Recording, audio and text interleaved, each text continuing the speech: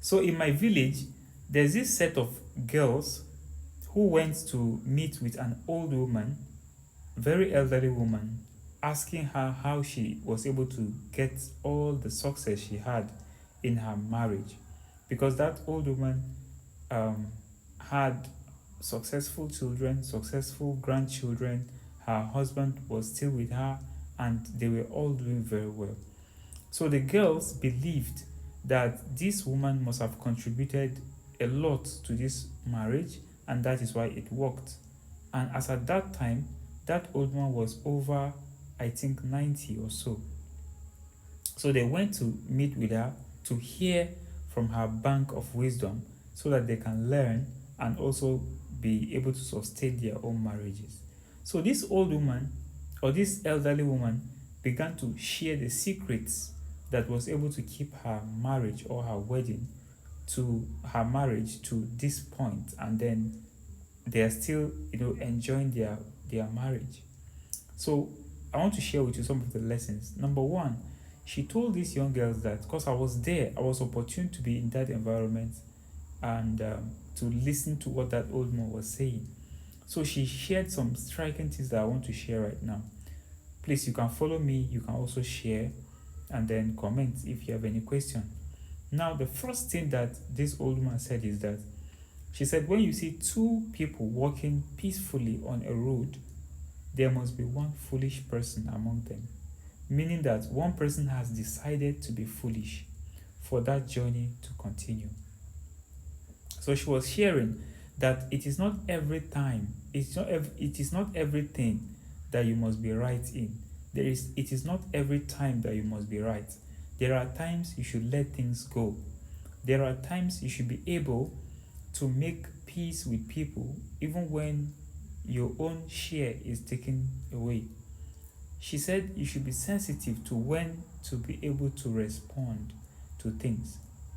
That's number one. She said, secondly, she said, when as a woman you are in your husband's house and your husband goes out in the morning, she said what she does is that she always looks at his face when he goes out, and when he's coming back, she also looks at his face. And sometimes she will notice that when he's coming back, his face is not as good as when he was going out. So she knows that he is not the person that went out, right? This person coming in is a different person. So she would be very careful the kind of words she uses. She'll be very careful the kind of matters she brings to his table. She'll be very careful the kind of conversation she have or she will have with him, because she knows that he may be bothered. He may be having one or two challenges at work or from work. So it is expedient, it is expected of her to have that wisdom to know that there are certain things she should not discuss at this point, right? She said in such cases, she gives him enough time to rest.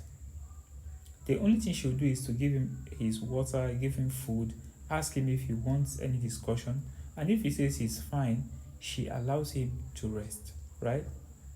Now, she also said that she noticed that almost every man has time when he wants to process information. So she is very sensitive to know exactly when that man needs time to think or to rest, or he needs a kind of silence, right? So she also said that marriage is all about sensitivity, right? Being sensitive to know when to do what and what to do at when, right? Now, as part of what she was sharing, she shared something very striking. She said the right time to even have a discussion with your spouse is not in the daytime. She said sometimes wake him up by 4, right? Maybe early in the morning when everybody is sleeping. And by that alone, he is going to know that there is something very important disturbing you to have woke up that late, right? To have a discussion with him. And then when having the discussion, don't start with blames. Start with suggestions, right? Or start with appreciation. Appreciating him for all that he has done as a man in the house, even if he has not done much, at least every human being has something you can appreciate him for. Now, after that appreciation, you can now bring other suggestions. And then she said, you don't confront a man because men are made for war, right? Men are built for defense, for protection. So when you bring issues or when you bring things to man and you're bringing it in a confrontational manner, they try to fight back because men are built for that. So she said men would prefer suggestions, things being brought to the table as suggestions, and then it is your own choice, right? It is their own choice to see how they can work with it. Now, lastly, she said, men are very weak. Men are weak. Women are stronger. But the only way you could be able to win a man is using your silence, using your womanhood, and also using your gentility. So when you're gentle, you're mild, and you're calm, you're going to win a man. But coming as powerful and as strong as you think you can be is not going to work because already that man is built for that, right? It's like fighting a fish in water. You will not succeed because the fish is built for water, right? Now, she shared a lot of things that day. And part of what she also shared was that sometimes, as a woman or as a lady, always seek for help. When you show that you can do everything by yourself, it is going to show that you don't need him. And everybody or anybody can feel useless when his needs or when he is not needed and when he expected.